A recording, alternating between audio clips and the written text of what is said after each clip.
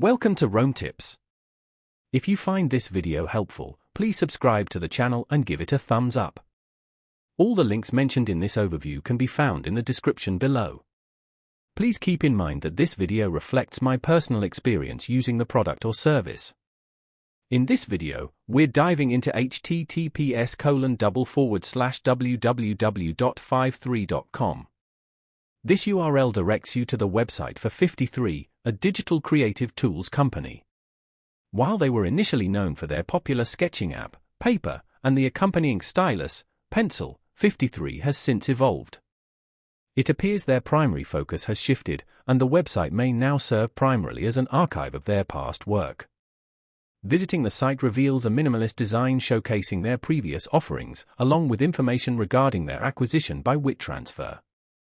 While it's still possible to download the Paper app, it's important to note that 53 no longer actively develops or supports it.